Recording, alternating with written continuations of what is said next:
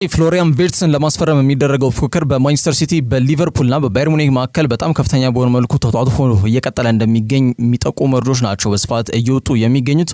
አንዳንድ መረጃዎች እንዲሁም ፍሎሪያን ቪርትስ በቃል ደረጃ በተለይ ማንቸስተር ሲቲ ለመቀላቀል ከስምምነት ላይ ደርሷል ብለው ቢዘገቡም ግን ያው ታማኒነቱ ምን ያክል ነው የሚለው ራሱን የቻለ ትልቅ ጥያቄ ነው። እርግጥ ነው ፔፕ ጋርዲዮላ በቡድኑ ያለፉት 10 ዓመታት ያው የስኬቱ ዋና ተዋናይ ነው የአማካይ መስመር ተጫዋቹ ኬቪን ዲ ብሩይነ ከክለቡ ጋር እንደሚለያይ ይፋ መደረጉን ተከትሎ ከወዲሁ ከተለያዩ ተጫዋቾች ጋር ስማቸው ቢያያዝም ግን የዚህ ተጫዋች አልጎራሽ የመሆን አቅም አለው ብሎ የታመነበት የ22 ዓመቱ ጀርመናዊ ፍሎሪያን ቪርትስ ነውና ይህን ተጫዋች ለማስፈረም ሲቲ በጣም ከፍተኛ ጥረት እያደረጉ ይገኛሉ። ባለው ወቅት ሁኔታ ተጫዋቹ 22 ዓመቱ ላይ ነው የሚገኘው። በቦታቸው ዓለማችን ላይ ከሚገኙ በጣም ምርጥ 3 ወይም 4 ተጫዋቾች ይጣራው ቢባል ፍሎሪያን ቪርትስ ማካተት ግድ ይላል። በጣም ጥሩ አቅም ያለው ተጫዋች ነውና ይህንን ተጫዋች ለማስፈረም በነገራችን ላይ ማንቸስተር ሲቲ እንደ ክለብ እየሄደ ካለበት ጥረት ብቻም አይደለም ፔፕ ጋርዲዮላም በግል ስልካቸው ለተጫዋቹ ደውለውለታል ተብሏልና ያለውን ፕሮጀክት የሲቲ ለሱ ምን ያክል በቀጣይ ጊዜያቶች ላይ ምቹ ሊባል የሚችል ያጫወት መንገድ ያጫወት እቅድ ያጫወት ስትራቴጂና እንዲሁም ደግሞ በአጠቃላይ ፕሮፖዛል እንዲሁም የቀጣይ ጊዜያቶች ላይ በተለይ ክለቡ ለተጫዋቹ ያለውን አስተዋጽኦ ወይም ደግሞ ተጫዋቹ መልካም ሊባል የሚችል የእግር ኳስ ጉዞን እንዲሄድ ከፈለገ ሲቲ ትክክለኛው ክለቡ መሆኑን ለማሳመን ጥረት አድርጓል ተብሏል። በግል ስልኩ ደውሎ ማለት ነው። ያው የኬዲቢ ተተኪ የመሆን አቅም እንዳለው ነው እንግዲህ ያው በተለይ ፔፕ ጋርዲዮላ የሚያምነውና 22 ዓመቱ ላይ ይገኛል። ፍሎሪያን ቪርትስ ቀጣዩን እንቅስቃሴውን ቆም ብሎ ማሰብ መቻል እንዳለበት ብዙዎች ያምናሉ።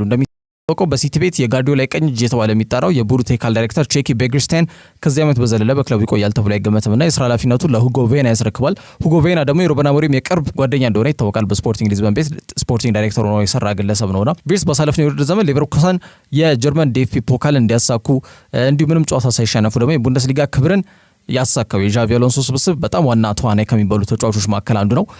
ዣቪ ተጫዋቹ በጣም አቅሙን አውጥቶ ሊያሳይ ወደሚችልበት ክለብ ያቀናል ብዬ አምናለሁ ብሎ ተናግሯል። እንደሚታወቀውና ክለቡን ደግሞ ለቆ ሪያል ማድሪድ እንደሚረከብ በይፋ የተረጋገጠ ጉዳይ ነው። ያንን ተከትሎ ቪርትስም አዲስ ጅማሮ ለማብሰር እንቅስቃሴ ጀምሯል ተብሏል። ሌቨርኩሰን በዚህ ዓመት ፍሪምፖንግና ቪርትስን ያቆያሉ ተብሎ አይገመትም።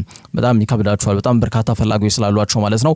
የጀርመኑ ተነባቢ ጋዜጣ ቢልድ ደግሞ ባየር ሙኒክም ተጫዋቹን ያው ይታወቃል ብዙ ጊዜ በሊጉ እየታዩ የሚገኙ ወይም ደግሞ ጥሩ አቅም ያላቸውን ተጫዋቾች በማስኮብለል በማስፈረም ሊጉ እንዲዳከም የራሱን ትልቅ አሉታዊ አስተዋጽኦ ያበረከተ ክለብ ነው በሚል በተለይ ባየር ሙኒክ ይወቀሳል። እንደሚታወቀው አሁንም ቢሆን በውድድር ዘመኑ ላይ ሌቨርኩሰን ቤት እጅግ በጣም አመርቂ እንቅስቃሴ እያሳዩ የሚገኙ ሁለት ተጫዋቾችን ማለትም ጆናታን ታህና ፍሎሪያን ቪርትስን ለማስፈረም ከፍተኛ እንቅስቃሴ እያደረጉ እንደሚገኝ ይታወቃል። ትናንትና ማምሻውን ደግሞ ሊቨርፑል ይህንን ፉክክር በይፋ ተቀላቅሏል የሚሉ መረጃዎችም እየወጡ ነው የሚገኙት። ያን ችሎት ቡድን ይህንን ተጫዋች በጣም ጥሩ አቅም ያለው አስደናቂ አማካይ መስመር ተጫዋች ነው። በተለይ በ10 ቁጥር ቦታ ላይ በቡድናቸው ውስጥ ዶሚኒክ ሶቦስላይ ላይ ከፍተኛ ፉክክር ሊሰጠው የሚችል አይነት ተጫዋች ማስፈረም ፍላጎት አላቸው ተብሎ የተገለጸ ይገኛል። እንደሚታወቀው ቫን ዳይክ በተለይ በፕሪሚየር ሊጉን ካሳካም በኋላ በቀጣይ ዓመት በዛው ደረጃ ላይ በጣም ትልቁ ፈታኝ ጉዳይ ነውና የክለቡ የሚመለከታቸው አካላት የቦርድ አመራሮቹ እዚህ ላይ በጣም ትኩረት አድርገው ዝውውር መስኮቱ ላይ በንቃት ይንቀሳቀሳሉ ብዬ ተስፋ አድርጋለሁ ብሎ ሀሳብ መስጠቱ አይዘነጋም። ቪርትስ በቡንደስሊጋ ላይ ያሉት ቁጥራዊ መረጃዎች ነው የሚያመላክቱት። በዚህ ዓመት እንግዲህ 25 ጊዜ ተሰልፎ ተጫውቷል ቡንደስሊጋ ላይ። ከነዛ መካከል 20ውን በቋሚነት ነው የጀመረው። እንዲሁም ጉዳት በጣም የተፈተነበት የውድድር ዘመን ስለነበረ ነው እንጂ ከዚህ በላይም ጨዋታዎችን ሊያደርግ ይችል ነበር። 9 ጎል አስቆጥሯል። በ25 ጨዋታ 10 ኳሶችን ደግሞ አመቻችቶ አቀብሏልና ዓለማችን ላይ በአሁኑ ሰዓት በትሬኳቲስታ በ10 ቁጥር ቦታ ላይ በጣም ልዩነት ፈጣሪ እንቅስቃሴዎችን የሚያደርጉና የጎል ተሳትፎ ላይ በየጊዜው ስማቸው የሚያካቱ ተጫዋቾች መካከል ቪርትስም ይጠቀሳል። 65 ሙከራዎችን አድርጓል። አንድ ቢጫ ካርድ ነው የተመለከተው። ወደ 1800 ደቂቃዎችን ተጫውቷል ማለት ነው። በቡንደስሊጋ በሻምፒየንስ ሊግ ካያነው 9 ጨዋታ ላይ ተሰልፏል። 6 ጎል አስቆጥሯል። አንድ ኳስ አመቻችቶ አቀብሏልና ፓስ አኩሬሲው ከ85% በላይ ነው። በጣም ፍጥነት ያለው ወደ 33% 33 ኪሎ ሜትር ፐር ሃወር የሚሄድ ወይም ደግሞ እንደዛ አይነት ፍጥነት ያለው ተጫዋች ነውና በጣም ይሮጣል። ኳስ ይዞ ይጋልባል ነው ሊባል የሚችል የተጫዋች ሁለት ቢጫ ቀይ ካርድ አይቶ ያቀም። በአጠቃላይ በአማካኝ በአንድ ጨዋታ ደግሞ 10 ኪሎ ሜትሮችን ይሸፍናልና ሂት ማፑ ወይም ደግሞ ሜዳ የሚያካልልበት መንገድም በጣም ሰፊ ነው። ኳስ ይዞ ብዙ ጊዜ በተለይ ልዩነት ፈጣሪ እንቅስቃሴዎችን ወደፊት የፕሮግሬሲቭ ፕሌይ ምንለው ወይም ደግሞ ኳስ ይዞ ወደፊት በማጥቃት እንቅስቃሴ ላይ ቡድን ላይ ልዩነቶችን በመፍጠር ወይ ጎል ማስቆጠር ወይ ደግሞ ኳሶችን አመቻችቶ ማቀበል የማይቦዘን የማይፎርሽ በጣም ጥሩ አቅም ያለው ተጫዋች ነው። ተጫዋች ለማስፈረም በእነዚህ 3 ክለቦች መካከል ከፍተኛ ፉክክር እየተደረገ ይገኛል። ባየር ሙኒክ ባቻ ግፊት ማለትም በጓደኛው ጀማል ሙሲያላ አማካኝነት ተጫዋቹን ለማግኘት ጥረት እያደረጉ ነው። ከዚህ ውጪ ማንቸስተር ሲቲዎችን በፔፕ ጋርዲዮላ በግሉ አማካኝነት ተጫዋቹን ኮንታክት አድርጎታል። እንዲሁም ደግሞ ሊቨርፑል ተጫዋቹን የማስፈረም ከፍተኛ ፍላጎት እንዳላቸው ይገኛል። ስለዚህ ቪርትስ ወዴት ያምራል? በዚህ ክረምት የዝውውር መስኮት እጅጉን ከሚጠበቁ ጉዳዮች መካከል አንዱና ዋነኛው ነው። ከዛ ውጪ ጁቬንቱስ አስገራሚ በሆነ መልኩ ቪክተር ኦስሜንን ዳግም ወደ ጣሊያን ሴሪያ ላይ መመለስ ጥረት እያደረጉ ይገኛሉ ተብሏል። እንግዲህ የዚህ ተጫዋች ዝውውር ተገላቢጦሽነቱ በጣም አስገራሚና ምናልባትም በእግር ኳስ ከታዩ እጅግ አሰልቺ ዝውውሮች መካከል እንደሚሆን ምንም ጥያቄ የለውም። አሁንም ንብረትነቱ የናፖሊ ነው። የፕሮሊፊክ ስትራይከር ኦስሜን ወደ ቱርክ ቢያቀናም የጋላታሳራይ እግር ኳስ ክለብ ራምስ ፓርክ ላይ የጎል ምንጭ ሆኖ እየተመለከት ነው እንገኛለን። የአንጋፋ የቱርክ ክለብ በነገራችን ላይ በክለቡ አማካኝነት በጣም ቆንጆ ቅንጡ የሆነ መኪና ተበርክቶለታል እንደ ስጦታ ማለት ነው። በጣም በሚያሳየው እንቅስቃሴ ጋር በተያያዘ ማለት ነውና አንጋፋ ክለብ ነው ጋላታሳራይ። የሊጓን አሳይም እንዲቀመጥ የተጫዋቹ አስተዋጽኦ በጣም ከፍተኛ እንደሆነ አመላካሽ ነጥቦች ናቸው። ባለፉት 18 ጨዋታ 14 ጎል አስቆጥሯል። በሁሉም ጨዋታዎች ደግሞ ባደረጋቸው 26 ጨዋታ 20 ጎል ያስቆጠረ ተጫዋች ነው። የናፖሊ ፕሬዚዳንት ዲ ሎሬንቲስ ለተጫዋቹ 70 ሚሊዮን ዩሮ ገደማ ከቀረበ ነው ተጫዋቹ መሸጠው በሚል ግትር አቋማቸው እንደጸኑ ነው። ግን ይሄ ገንዘብ ከጣሊያን ውጭ ባሉ ቡድኖች ነው ሪሊዝ ክሎዝ መከፈል መቻል ያለበት። ጣሊያን ውስጥ የሚገኝ ክለብ ግን ተጫዋቹ ማስፈረም ከፈለገ ዋጋው ከዚህ ሊቀንስ እንደሚችል ነው የሚገመተው። በአሰልጣኝ ማሬስካ የሚመሩት የምዕራብ ለንደኑ ክለብ ቼልሲ በቀጣይ ዓመት የአውሮፓ ቻምፒየንስ ሊግ ተሳትፎን የማግኘት እድላቸው አጣብቂኝ ስለወደቀ ተጫዋቹን የማስፈረም እድላቸው ሰፊ ከመሆን ይልቅ አሁን ጠቦባቸዋል ተብሎ የተገለጸ ይገኛል። አርሰናልም በተለይ የቪክተር ኦስሜንና የአሌክሳንደር ኢዛክ ዋጋ በጣም ከፍተኛ ነው በማለት ፊታቸውን ወደ ጊዮኬሬሽና ሼስኮ ያዞር ይመስላል። ዩናይትድ ደግሞ ያው ራሱ ተጫዋቹ ወደ ኦልድ ትራፎርድ ማቅናትን አይፈልግም። ያንን በግልጽ አሳውቋል በወኪሉ ካሌን አማካኝነት። ከዛ አንጻር ዳግም ሴሪያውን ቀላቀል እንዲሁም የቀድሞ ክለቡን ተፎካካሪ ወደ ሆነው ቡድን ጁቬንቱስ ሊያመራ እንደሚችለው መረጃዎች የጠቆሙ የሚገኙት ፉትቦል ኢታሊያ ያው መረጃውን ዋቢ በማድረግ ቢዘግብም የአዙሪዎቹ ቴክኒካል ዳይሬክተር ክሪስቲያኖ ጉንቶሊ ግን ኦሲሜንን ለማስፈረም ክለባቸው ምንም ጥረት እያደረገ እንዳልሆነ በማሳወቅ ጉዳዩን ለማጣጣል ጥረት አድርጓል። ተጫዋቹ ወደ 75 ሚሊዮን ዩሮ የውል ማፍረሻ ያለው ቀደም ብዬ እንደጠቀስኩት ይሄ ገንዘብ ደግሞ ከጣሊያን ሴሪያ ውጭ ያሉ ቡድኖችን ነው የሚመለከተው። ጣሊያን ውስጥ ለሚገኙ ቡድኖች ዋጋው ዝቅ ይላል ቀደም ብዬ እንዳነሳሁት ማለት ነውና እንደ ቱቶ ስፖርት ጋዜጠኛው ራፋኤል ኦሪየማ ዘገባ ደግሞ ኦሲሜን እና ጉንቶሊ በስልክ ተወያይተዋል ብሏል። ከስምምነት ላይ የሚደረሱበት ሁኔታ እንዳለ አረጋግጫለሁ ሲል ዘግቧል። እንግዲህ ሁለቱ ግለሰቦች ትላንት ወይም ምናምን አይደለም የሚተዋወቁት ገና በ2020 ነው የሚተዋወቁት። ጉንቶሊ ያኔ የሊል ስፖርቲንግ ዳይሬክተር ነበር። ተጫዋቹ ደግሞ በሊል የአጥቂ መስመር ተጫዋች ነበር እናስታውሳለን። ቪክተር ኦስሜን በዛ ሰዓት ላይ ናፖሊን እንዲቀላቀል መደላድሉን የዘረጋለት ቴክኒካል ዳይሬክተሩ ጉንቶሊ ነው። አሁን ታዲያ ተጫዋቹ ወዳለበት ክለብ ጁቬንቱስ ወይም ደግሞ ጉንቶሊ ደግሞ አሁን የጁቬንቱስ ስፖርቲንግ ዳይሬክተር ስለሆነ እሱ ወዳለበት ክለብ እንዲቀላቀል ለማድረግ ከፍተኛ ጥረት እያደረገ እንደሚገኝ ውስጡን የራፋኤል ኦሪየማ ዘገባ ያመላክታልና ይሄ እውን ከሆነ የክለቡ መውጫው በር ላይ ቆሞ የሚገኘው ሰርቢያዊ አጥቂ ዱሳን ቭሎቪች ክለቡን በይፋ እንደሚለቅ ማረጋገጫ ይሰጥበታል ማለት ነው። በኢጎር ቱዶርም ከዛም በፊት በቲያጎ ሞታም ተለዋጭ ወይም ደግሞ ወጥነት ያልሆነ የሜዳ ላይ እንቅስቃሴ ነው እያሳየ የሚገኘው አንደኛ። ሁለተኛ ከደጋፊዎቹ አልትራዎች ከጁቬንቱስ የደጋፊ ማህበራቶች ጋር ሰጣ ገባ ውስጥ መግባቱ፣ ከዛ በሲቀጥል ደግሞ ከጁቬንቱስ አመራሮች ጋርም ውሉን የማደስ ፈቃደኛ እንዳልሆነ በመናገር ውሉን እንደማይራዝም መናገሩ፣ እነዚህ ጉዳዮች በአጠቃላይ ዱሳን ቭሎቪች በአሊያንዝ ጸንቶ ይቆያል የሚለውን ጉዳይ እንዲያጣጥል ወይም ደግሞ ከእውነት የራቀ ጉዳይ እንዲሆን አስገድደውታል ማለት ነው። ካምና የቀጠለ በጣም የተንዛዛው የ26 ዓመቱ የቪክተር ኦሲሜን ጉዳይ በመጪው ክረምት ልባት ማግኘቱ ግን የማይቀር ጉዳይ ነው። መዳረሻው ሴት ይሆናል። የበርካታ የእግር ኳስ ቤተሰቦች እየጠየቁት የሚገኘው ጥያቄ ነው። ከዛ ውጪ በአርሰናል እግር ኳስ ክለብ ውስጥ በሚኬል አርቴታና በአንድሪያ ቤርታ መካከል የሀሳብ ልዩነቶች ተፈጥሯል ተብሏል። እንደሚታወቀው በዝውውር ጉዳዮች ላይ ትኩረት አድርገው የሚሰሩ ጋዜጠኞች ሳይቀር አርሰናል በዚህ ዝውውር መስኮት ላይ ከ100 ሚሊዮን ፓውንድ በላይ ወጪ ማድረግ የሚችሉበት መንገድ አለ ብሏል። ይህ ማለት ሰላማዊ በሆነ መልኩ ፔሰርም ጥያቄ የማያነሳበት አይነት መልኩ ነው። በእግር ኳሳዊ በሆኑ ጉዳዮች ብቻ የተገኘ ገቢ ከመሆኑ ጋር በተያያዘ ከ100 ሚሊዮን ፓውንድ በላይ በዝውውር መስኮት ለአርሰናል ወጪ ያደርጋል ተብሏል። በዚህ አይነት ደግሞ በዋናነት በክረምት የዝውውር መስኮት ላይ አንድ የአጥቂ መስመር ተጫዋች እንደሚያስፈርሙ በተረጋገጠ ደረጃ ሲነገርም ሲገለጽም የቆየ ጉዳይ እንደሆነ ይታወቃል። ታዲያ አማራጮቻቸው ሰፊ ናቸው። በርካታ የአጥቂ መስመር ተጫዋቾች በዚህ ሂደት ከአርሰናል እግር ኳስ ክለብ ጋር ስማቸው ሲያዝ የቆየበት ሂደት እንዳለ ይታወቃል። ከነዛ መካከል ቪክተር ጊዮኬሬሽና ቤንያሚን ሼስኮ ይጠቀሳሉና ሚኬል አርቴታ ሼስኮን የማስፈረም ፍላጎት ነው ያለው። እንዲሁም ደግሞ የቡድኑ ቴክኒካል ዳይሬክተር አንድሪያ ቤርታ ደግሞ ፊቱን ወደ ቪክተር ጊዮኬሬሽ አዙሯል ተብሎ የተገለጸ ይገኛል። እነዚህ ሁለት የተለያዩ ሀሳቦች ደግሞ መታረቅ መቻል ይኖርባቸዋል። እንደዛ ሲሆን ብቻ ነው ተጫዋች ፊርማውን ሊያስቀምጥ የሚችለው። አለበለዚያ ያው በተጫዋች ምንድነው አሰልጣኝም ያላመነበትና ቴክኒካል ዳይሬክተር ያመጣው ተጫዋች ያን ያክል ጠቀሜታው እምብዛም ሲሆን ነው የምናየው። በማንቸስተር ዩናይትድ ቤት እየተፈጠሩ የነበሩት የተጫዋቾች በጣም ደካማ የዝውውር ፖሊሲ ኤድ ውድዋርድ የተባለው ግለሰብ እንደው በዛ ፈቀደ እሱ ደስ እንዳለው ተጫዋቾችን ማስፈረሙን ተከትሎ አሰልጣኞችን አለማማከሩ አሰልጣኞች ፈልጉትን ተጫዋች ነው ቴክኒካል ዳይሬክተር አምኖበት ማስፈረም መቻል ያለበትና ቴክኒካል ዳይሬክተር ሳያምንበት አሰልጣኝ ቢፈልግም ተጫዋቹ አይፈርምም። ቴክኒካል ዳይሬክተር ፈልጎ የመጣው ተጫዋች ደግሞ አሰልጣኙ ስለማይፈልገው ውጤታማ አይሆንም ማለት ነውና በሁለቱ ግለሰቦች ተግባቦት ላይ መሰረት ያደረገ የተጫዋች ዝውውር ነው መከናወን መቻል ያለበትና ቪክተር ጊዮኬሬሽ በዚህ ዓመት በ25 ጨዋታ 52 ጎል ያስቆጠረ 5 ኳስ አመቻችቶ ማቀበል የቻለ ከ2700 ደቂቆች በላይ የተጫወተ በአውሮፓ መድረክ ላይ አጠቃላይ ጎልደን ግሎቭ ቡቱን ወይም ደግሞ ወርቅ ጫማ የአውሮፓውን ማለት ነው የአውሮፓ ከፍተኛ ጎል አስቆጣሪ በሚለው ዘርፍ ላይ ይህንን ክብር የማሳካት እድሉ ከፍተኛ ነው። በጣም ኤክሴፕሽናል ሲዝን ነው እያሳለፈ የሚገኘው። በአጠቃላይ በስፖርቲንግ ሊዝበን በ100 ጨዋታ 95 ጎል ያለው በጣም ገዳይ የሚባል የአጥቂ መስመር ተጫዋች ነው ቪክተር ጊዮኬሬሽ ማለት ነው። ግን ሚኬል አርቴታ የጎል መጠኑ ብቻ አይደለም ጎል ከየትኛውም ቦታ እናስቆጥራለን የሚል እምነት ነው ያለው። እንደሚታወቀው አርሰናል አጥቂ ባልነበረበት ሰዓት ላይ ያው ከቡካዮ ሳካ የሚመነጩ ጎሎች አሉ፣ ከቆመ ኳስ የሚቆጠሩ ጎሎች አሉ። ከግራ መስመር ላይ ጋብሪኤል ማርቲኔሊ አልፎም ቢሆን ጎል ያስቆጥራል። ከዛ ውጪ የቆመ ኳስ ሴት ፒስ ላይ ነው ያው አርሰናል ሪላይ የሚያደርጉ ጎሎችን ለማግኘት ማለት ነውና ይህ በእንዲህ እንዳለ በጣም ሼስኮ አሁን ባለው ወቅታዊ ቁጥራዊ መረጃዎቹ እንደ ጊዮኬሬሽ አይደለም። በዚህ ዓመት 23 የቡንደስሊጋ ጨዋታ ነው ያደረገው፣ 10 ጎል አስቆጥሯል፣ 4 ኳስ አመቻችቶ አቀብሏል። ወደ 1700 ደቂቃዎች ገደማ ነው የተጫወተውና በአማካኝ በ90 ደቂቃ 0.5 ጎል ነው የሚያስቆጥረውና ሁሌ ልክ እንደ ጊዮኬሬሽ ጭራሽ ምንለው አይነት የአጥቂ መስመር ተጫዋች አይደለም። ግን ሼስኮ በልዩነት በጣም ፊዚካል ፕሬዘንስ አለው። ከጊዮኬሬሽ በተሻለ መልኩ ፊዚካል ፕሬዘንስ በጣም የተሻለ ተክለሰውነት ያለው ተጫዋች ነው። ተከላካዮችን ለመያዝ ለሊንክ አፕ ፕሌይ ለሜዳ ላይ ቅንጅት ያጫወት ምቹ የሆነ ተጫዋች ነው።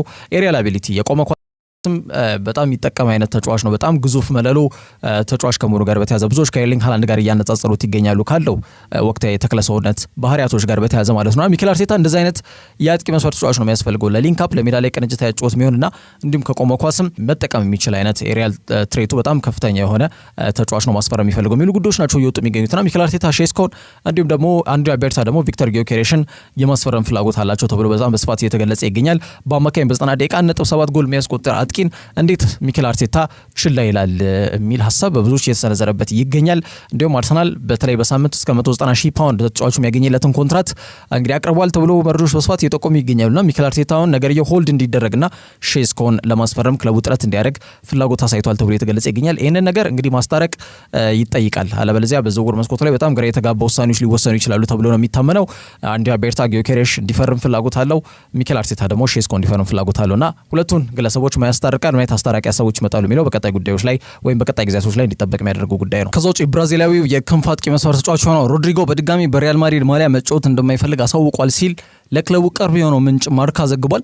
እንግዲህ ከግራ መስመር ላይ የተነሳ መጫወት የማይችል ከሆነ አቅሙን በደንብ አዳብሮ ሜዳ ላይ ልዩነቶች መፍጠር እያቃተው መሆኑንና በኪሊያን ምባፔና በቤሊንጋም ምክንያት በዚህ እግር ኳስ ክለብ ውስጥ መጫወት እንደማይፈልግ ተናግሯል የሚሉ መረጃዎች ናቸው እየወጡ የሚገኙት። ኤስፒኤንም ይህንን መረጃ ዋቢ አድርጎ ዘግቦታል። ብራዚል የክንፍ አጥቂ መስመር ተጫዋች ሆነው ሮድሪጎ በተለይ እዚህ ውሳኔ ላይ እንዲደርስ ያደረገው በቤሊንጋምና በኪሊያን ምባፔ ምክንያት ነው ሲል ማርካ ያስነበበው። ወትሮ የማድሪድ ቀለሞች ሁለቱ ብራዚሊያን ቪኒ ጁኒየርና ሮድሪጎ ነበሩ። እንደሚታወቀው በክለቡ ግምት እንደሚሰጠው ነበር የሚሰማው ሮድሪጎ ማለት ነው። ግን ኪሊያን ምባፔ ከመጣ ወዲህ እንዲሁም ቤሊንጋም ከመጣ ወዲህ ያው ባይተዋር የሆነ ያክል ተሰምቶታል የሚሉ መረጃዎች ናቸው እየወጡ የሚገኙት። አሰልጣኙም እነዚህን ሁሉ ተጫዋቾች እኩል በአሰላለፉ ውስጥ ለማካተትና ታክቲካቸውን ተለዋጭ ማድረግ ተቸግሯል ተብሏል። ሮድሪጎ ሪያል ማድሪድ ለመልቀቅ ዝግጁ መሆኑ የሚጠቁሙ መረጃዎች ከወጡ በኋላ ተጫዋቹን ለማስፈረም የሚደረገው ፉክክር በሊቨርፑልና በአርሰናል መካከል ከፍተኛ በሆነ መልኩ ተጠናክሮ መቀጠሉ የሚጠቁሙ መረጃዎችም ወጥተዋል። ከወደ ስፔን የሚመነጩ ዘገባዎች ደግሞ እንደሚያመላክቱት ከሆነ ከፕሪሚየር ሊጉ ጥሩ የዝውውር ሂሳብ ከቀረበ ተጫዋቹ ሻንጣውንም ለመሸከፍ ተዘጋጅቷል ሲሉ ዘግቧል። የኪሊያን ምባፔ መምጣት አቋማቸውን እንዲቀዛቀዝ ካደረጓቸው ተጫዋቾች መካከል አንዱ ሮድሪጎ ነው። ሀገሩን ብራዚልን 20 ጊዜ ወክሏል። በ2018 ነበር እንግዲህ ሳንቶስን ለቆ ማድሪድን የተቀላቀለው ማለት ነው። በጣም ጥሩ እንቅስቃሴ እያደረገ ነበር ያው ከመጣበት ጊዜ አንስቶ ማለት ነው። ላሊጋንም ሻምፒየንስ ሊግንም እንዲያሳኩ ትልቅ አስተዋጽኦ አበርክቷል። አምና በሁሉም ጨዋታዎች 51 ጊዜ ተሰልፈው ተጫውቷል። 17 ጎል አስቆጥሯል። ላሊጋውና ሻምፒየንስ ሊጉን ሲያሳኩ የራሱ ሚና የተወጣ ተጫዋች ነው ሮድሪጎ። በ2022ም ሬሞንታዳ ያው የምናስታውሰው የሻምፒየንስ ሊግ የግማሽ ፍጻሜ ጨዋታ ላይ ቡድን አሸናፊ ያደረጉ 2 ጎሎች ተቀይሮ ገብቶ ማንቸስተር ሲቲ ላይ ያስቆጠረ ተጫዋች እንደሆነ ይታወቃል። ወደ 85 ሚሊዮን ዩሮ ገደማ የሚገመት ተጫዋች ነው ሮድሪጎ። በዚህ ዓመት ምን ያክል እንቅስቃሴዎቹ በምን ይለካሉ የሚለውን ጉዳይ ለመልከት ያክል በዚህ ዓመት 13 ጎል አስቆጥሯል። ጥሩ ነው። ግን የኪሊያን ምባፔ መምጣት የጎል ተሳትፎውን በጣም አቀዝቅዞበታል ይህን ተጫዋችና አሉታዊ ጎን ካሳደረባቸው ተጫዋች መካከል ስሙ ይጠቀሳል። ቪኒ ጁኒየርም ሌላው በጣም በሮድሪጎ ጉዳይ ካዘኑ ተጫዋቾች መካከል አንዱ ነው ተብሏልና ሜዳ ላይ እንቅስቃሴው የሚያመላክተው ያን ነው ተብሎ የተገለጸ ይገኛል። ምባፔ ከመጣ ወዲህ የቪኒ ወትሮ የነበረው ተጽዕኖ ወትሮ የነበረው የሜዳ ላይ እንቅስቃሴና ሚና በአጠቃላይ ቪኒ በጣም ተቀዛቅዞ ሌላ ተጫዋች መስሏል ተብሎ የተገለጸ ይገኛል። ስለዚህ አሁን ተጫዋቹ አዲስ ጅማሮን ማለትም ሮድሪጎ ማለት ነው ለመጀመር ሳንቲያጎ ቤርናቦንም ለመልቀቅ ዝግጁ ነው የሚሉ መረጃዎች ናቸው እየወጡ የሚገኙት። ተጫዋቹ በኤል ክላሲኮ መርሃ ግብር ላይ እንደምናስታውሰው 4-3 ምባፔ ሃትሪክ በሰራበት መርሃ ግብር ላይ አልተካተተም ስብስብ ውስጥና ያው መጠነኛ ጉዳት አጋጥሞታል ነው ያለው ካርሎ አንቸሎቲ። ግን ማርካ ለክለቡ በጣም ቅርብ የሆነ ምንጭ ነው። ታማኒነትን ካተረፉ ምንጮች ወይም ደግሞ ዘገቦችን የሚዘግቡ የዜና አውታሮች መካከል አንዱና ዋነኛው ነው ማርካና እንደዘገቡ ከሆነ ተጫዋቹ መሰለፍ እንደማይፈልግ ለአንቸሎቲ ተናግሯል ተብሏልና የምን ያክል ክለቡ ሊለቅ ፈቃደኛ እንደሆነ አመላካሽ ነጥቦች ናቸው ተብሎ በስፋት እየተገለጸ ይገኛል። እንግዲህ አርሰናል፣ ሊቨርፑል አሁን ደግሞ ማንቸስተር ሲቲ በይፋ ሮድሪጎ ለማስፈረም የሚደረገውን ፉክክር ተቀላቅሏል ተብሎ እየተገለጸ ይገኛልና በመጪው ክረምት ዝውውር መስኮት ላይ ይህን ተጫዋች ለማስፈረም ጥያቄ መቅረቡ እንደማይቀር ነው እየተገለጸ የሚገኘው። እንደሚታወቀው አርዳ ጉለር፣ ኤንድሪክ እዚህ ክለብ ውስጥ አሉ። ሮድሪጎ ደግሞ የታሰበውን ያህል እንቅስቃሴም እያደረገ አይደለም። ሲቀጥል ደግሞ በክለቡ ባይተዋሮኛል የሚል እምነት አለው። የኤምባፔና የቤሊንጋም መምጣት ደግሞ በአጠቃላይ ጓዙን ሻንጦ እንዲሸክፍ እያደረገ ይገኛል ተብሎ የተገለጸ ይገኛልና በአጠቃላይ ሮድሪጎ ምን አይነት እንቅስቃሴዎች፣ ምን አይነት መዳረሻ ይኖራል፣ ምን አይነት ቀጣይ እጣ ፋንታ ይጠብቀዋል የሚሉት ጉዳዮች ይጠበቃሉ በቀጣይ። ከዛ ውጭ ዴክላን ራይስ ተመልሷል ወደ ልምምድ። እሱ ብቻም አይደለም፣ ረጅም ጊዜ ጉዳት ላይ የነበረው ካይ ሃቨርትዝ በይፋ የቡድኑ ልምምድን ትላንትና ሲሰራ ታይቷል። አማካኝ ራይስ ያው አርሰናል ከፓሪስ ሴን ጀርሜን በሻምፒየንስ ሊግ የግማሽ ፍጻሜ መርሃ ግብር ላይ ጉዳት እንዳጋጠመው የሚታወቅ ጉዳይ ነው። ታዲያ አርሰናል ከሊቨርፑል ጋር እንግዲህ ባደረጉት የ36ኛ ሳምንት የፕሪሚየር ሊግ መርሃ ግብር ላይ የወገብ ህመም አጋጥሞት እንግዲህ ስብስቡ ሳይካተት መቅረቱ አይዘነጋም። ወደ አንፊልድ አላቀናም ነበረ። ታዲያ በቀጣይ ፕሪሚየር ሊጉ ላይ እንግዲህ አርሰናል በቅርብ ጊዜያቶች ላይ በጣም የበላይነት እየተወሰደባቸውና እንዲሁም ደግሞ እየተሸነፉ ነው የሚገኙት። ብዙ ጊዜ በጣም የሚከብዳቸው ቡድን ነው ኒውካስል ዩናይትድ ማለት ነውና ከኒውካስል ዩናይትድ ጋር ነው ጨዋታቸውን የሚያደርጉት። ታዲያ በዚህ ጨዋታ ላይ ራይስ የሚሰለፍበት እድል እንግዲህ እንዳለ ነው እየተገለጸ የሚገኘው። ኢንዲፔንዳንትም ይሄን መረጃ ይዞት ወጥቷል። እንደሚታወቀው ሚኬል ሜሪኖ ያው አንፊልድ ላይ ጎል አስቆጥሮ ከዛም በሁለተኛ ቢጫ ካርድ ከሜዳ ተሰናብቶ የወጣ ተጫዋች ነው። ስለዚህ በኒውካስሉ ጨዋታ ላይ አይሰለፍም።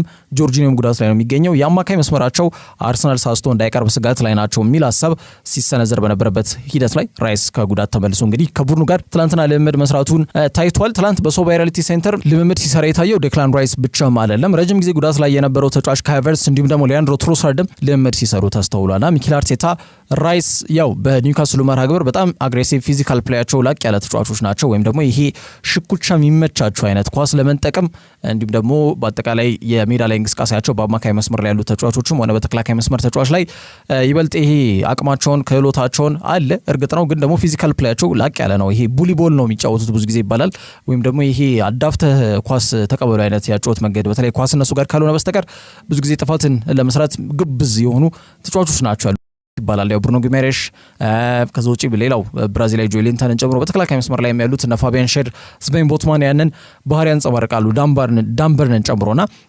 ለድጋሚ ጉዳት እንዳያጋጥማቸው ለአርሰናል ተጫዋቾች የሚያሰጋቸው ጉዳይ ከመሆኑ ጋር በተያያዘ ከጉዳት የተመለሱ ተጫዋቾችን በድጋሚ በዚህ ጨዋታ ላይ እንግዲህ በዋናነት በቋሚነት የሚያሳልፋሉ የሚኬል አርቴታ የሚለው ጉዳይ ይጠበቃል። ትላንትና እንግዲህ የተወሰኑ ደጋፊዎችም ኤምሬትስ ገብተው ቡድኑን ሲያበረታቱ ነበር። የአርሰናል እግር ኳስ ክለብ የ2024 የ2025 የውድድር ዘመን የመጨረሻ የኤምሬትስ ጨዋታ ነው የሚሆነው። በቀጣይ ሳምንት ከሳውዛምፕተን ጋር ጨዋታቸውን አድርገው ፕሪሚየር ሊጉ የሚጠናቀቅ ነው የሚሆነውና ከዛ ጋር በተያያዘ የነገው መርሃ ግብር ለማሸነፍ ጥረት ያደርጋሉ ተብሎ ይገመታል። አርሰናል የአውሮፓ ሻምፒየንስ ሊግ ቲኬትን መቁረጣቸውን ለቀጣይ ዓመት ማለት ነው ለማረጋገጥ 2 ነጥብ ማግኘት የግድ ይላቸዋል። ኒውካስል በበኩላቸው የሻምፒየንስ ሊግ ቲኬታቸውን ለመቁረጥ እጅግ በጣም ከፍተኛ ፉክክር እና ጥረት ላይ ነው የሚገኙት። ነጥብ መጣልን አፎርድ ያደርጉ መቀበል ይችላሉ ተብሎ አይገመትም። ነጥብ መጣልን ከዛ አንጻር ከፍተኛ የሞት ሽረት ትግል ያደርጉበታል ተብሎ የሚገመት እጅግ በጣም ተጠባቂ መርሃ ግብር ነው። አርሰናል ከኒውካስል ጋር በሚያደርገው መርሃ ግብር ላይ ካይ ሃቨርትዝን፣ ዴክላን ራይስን እንዲሁም ሊያንድሮ ትሮሳርድን ከጉዳት መልስ ማግኘቱን ግን መናገር ይቻላል። ከዛ ውጭ የኖቲንጋም ፎረስቱ የአጥቂ መስመር ተጫዋች የሆነው ታዮ አዎኒ ኮማ ውስጥ እንደሚገኝ መገለጹ የሚታወቅ ጉዳይ ነው። ግን ከዛ ሁኔታ ውስጥ ለመላቀቅ ከፍተኛ ጥረት እያደረገ እንደሚገኝና በርካታ የእግር ኳስ ቤተሰቦች መልካም ምኞታቸውን እየገለጹለት ይገኛሉ። በአጠቃላይ የእግር ኳስ ቤተሰቡን ያስደነገጠና ያሳዘነ ጉዳይ እንደሆነ ይታወቃል። ናይጄሪያ ግዙፉ አጥቂ አዎኒ ቡድኑ ኖቲንጋም ፎረስት በሜዳቸው ሲቲ ግራውንድ ከሌስተር ሲቲ ጋር ባደረጉት የፕሪሚየር ሊግ መርሃ ግብር ላይ ከአንግሉ ወይም ደግሞ ከቋሚ ብረቱ ጋር ተጋጭቶ ጉዳት እንዳጋጠመው የሚታወቅ ጉዳይ ነው። ሜዳ ላይ ወዲያው ነበረ እንግዲህ ክትትል የተደረገለት መቆየት አልቻለም። ጨዋታውን አቋርጦ ለመውጣት ተገዷል። አሰልጣኝ ኑኖ ስፒሪቶ ሳንቶ 5ኛ ቅያሪያቸው ነበረ። ከዛ ጋር በተያያዘ ተጨማሪ ተጫዋች መቀየር ስላልቻሉ ቀሪውን ደቂቃ በጎዶሎ ተጫዋች ለመጫወት ነበር የተገደዱት።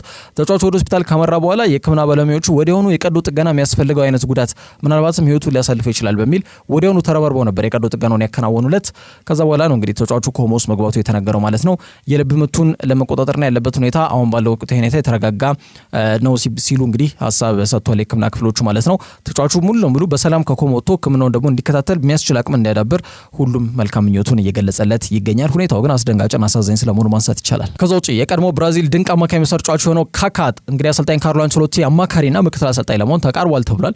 እንግዲህ የ65 ዓመቱ ጣሊያናዊ አሰልጣኝ ካርሎ አንቸሎቲ ሴልሳዎቹ እንደሚረከብ ከተረጋገጠ በኋላ የአሰልጣኝ ስብስባቸው ላይ መጠነኛ ለውጦች እንደሚያደርጉ እየተገለጸ ይገኛል። ከነዛ መካከል ምክትል አሰልጣኝነት ዘርፍ ላይ የረጅም ጊዜ ትውውቅ ያላቸው እንዲሁም ደግሞ በሁለቱ የተለያዩ ክለቦች ማለትም ሪያል ማድሪድና ኤሲ ሚላን ቤት ተጫዋችና በአሰልጣኝነት የሚተዋወቁት ካካና አንቸሎቲ በጋራ የብራዚል ብሔራዊ ቡድን ወደ ቀድሞ ስኬቱ የመለሰ ትልቅ ኃላፊነትን በጋራ ለመወጣት የተስማሙ ይመስላል። እንግዲህ ብራዚል ለመጨረሻ ጊዜ የዓለም ዋንጫን በ2022 በኮሪያና በጃፓን በጣምራ ባዘጋጁት የዓለም ዋንጫ ላይ እንዳሳካች ይታወቃል። ያኔ ታዲያ ስብስቡ አካል ከነበሩ ተጫዋቾች መካከል ካካ አንዱ ነው። ስለዚህ ይህንን ክብር ዳግም ለማሳካት ዳግም ለመጎናጸፍ የሚያስፈልጉትን መስፈርቶች አሟልቶ ብሔራዊ ቡድኑ እንዲገኝ ለማድረግ ካካ የራሱ ሚና ይወጣል ተብሎ ይገምታል። ሁለቱ ግለሰቦች ማለትም አንቸሎቲና ካካ ቀደም ብለን እንዳነሳ ነው ትውቃ 2 10 ዓመታትን ያስቆጠረ ነው። በሚላን በነበራቸው ቆይታ 2 ጊዜ ሻምፒየንስ ሊግ ክብርን አሳክቷል። ያንን ጨምሮ ወደ 5 ዋንጫዎችን በጋራ ማሳካት መቻላቸው የሚታወቅ ጉዳይ ነው። ያንን ተከትሎ ካካ በ2007 የባላንዶር ክብርንም መጎናጸፍ የቻለ ተጫዋች እንደነበር የምናስታውሰው ጉዳይ ነው። በ2013 ደግሞ ሪያል ማድሪድ በድጋሚ ተገናኝተው የሎስ ብላንኮሶቹ መልሶ ስኬት ወይም ደግሞ መልሶ የአውሮፓ ኃያል ቡድን የመሆናቸውን ሚስጥር በይፋ እንግዲህ ያሳወቁበት ወይም ደግሞ ያ በይፋ እንግዲህ የተቀሰቀሰበት የውድድር ዘመን 2013 እንደነበር እናስታውሳለን። ላዴሲማ ወይም ደግሞ 10ኛ የሻምፒየንስ ሊግ ክብራቸውን በጋራ ማሳካት መቻላቸው የሚታወቅ ጉዳይ ነው። ታዲያውን ከ10 ዓመታት በኋላ በድጋሚ እንደሚጣመሩ ለማወቅ ተችሏል። እንግዲህ ኮቺንግ ስታፍ ላይ የካንቸሎቲ ኮቺንግ ስታፍን ይቀላቀላል ተብሎ ነው የሚገመተው ማለት ነው። ካካ ከዚህ በፊት በፊፋ ፉትሳል የዓለም ዋንጫ ላይ ካዛክስታን አሰልጥኖ ነበር። ካካ ከዛ የዘለለ የአሰልጣኝነት ኬሪየር የለውም፣ ግን አሁን ካንቸሎቲ ጋር ጥሩ ልምዶችንም ይቀስማል ተብሎም ይገመታል። በመጨረሻም ዲያን ክሊሴቭስኪ የጉልበት ቀዶ ጥገና በተሳካ ሁኔታ አከናውኗል ተብሏል። ከፍጻሜው ጨዋታ ክለቡ ውጪ ነው ብዬ መናገር አልችልም ቢልም ግን ውጪ የመሆኑ ጉዳይ የሰፋ ስለመሆኑ መናገር ይቻላል። 25 ዓመት ላይ ነው የሚገኘው ስዊድን የክንፍ አጥቂ መስመር ተጫዋች ዲያን ክሊሴቭስኪ እንግዲህ ቡድኑ ቶትናም ከክሪስታል ፓላስ ጋር ባደረጉት እንዲሁም ደግሞ 2-0 በተሸነፉበት መርሃ ግብር ላይ እንግዲህ ቋሚ ያስተላለፉ የተካተተ ተጫዋች እንደነበር የሚታወቅ ጉዳይ ነው። ግን ከሜዳ ተቀይሮ ለመውጣት ተገዷል በመጀመሪያ አጋማሽ ላይ። ያ ደግሞ ከጉልበት ህመም ጋር የተያዘ ስለመሆኑ የተገለጸ የሚገኘው ታዲያ የተሳካ ቀዶ ጥገና እንዳከናወነ ነው ክለቡ በማህበራዊ ትስስር ገጻቸው ላይ ይፋ ያደረጉት። ይህ ማለት ግን ቀጣይ ሮብ በሚደረገው የዩሮፓ ሊግ የፍጻሜ ጨዋታ ውጪ ነው ብለን ናገር አንችልም፣ ያንን አላወቅንም እስካሁን የሚል ሀሳብ ሰንዝሯል። ግን የቀዶ ጥገና ቅርብ ጊዜ ያከናወነ ተጫዋች አገግሞ መቼ ስለ ጨዋታ ዝግጁ ይሆናል ተብሎ አይገመትምና በርካታ ምንጮች ያው ከፍጻሜውም ውጪ ስለመሆኑ የተገለጸ የሚገኘው ስፐርስ የማጥቃት እንቅስቃሴያቸው እንዳይሳሳ በጣም የሚያሰጋቸው ጉዳይ ነው። በ38 ነጥብ 17 ደረጃ ላይ ተቀምጠው ይገኛሉ በፕሪሚየር ሊጉ የአንጅ ፖስቴኮግሉ ቡድን። በቀጣይ ደግሞ የውድድር ዘመናቸውን በጣም ትልቁን ጨዋታ ቀጣይ ሮብ ያደርጋሉ። ከዛ አስቀድሞ ደግሞ አርብ ወደ ቪላ ፓርክ የሚያቀኑና ከአስቶን ቪላ ጋር የሚገናኝ ይሆናል። የሰሜን ለንደኑ ክለብ የ17 ዓመት የዋንጫ ጥማቸውን ለማስታገስ በቀጣይ ከዩናይትድ ጋር በዩሮፓ ሊጉ የፍጻሜ ጨዋታ ላይ በሚያደርጉት እጅግ በጣም ተጠባቂ መርሃ ግብር ላይ የተጫዋች ማይሰለፍ ይሆናል ተብሎ ነው በስፋት እየተገለጸ የሚገኘው።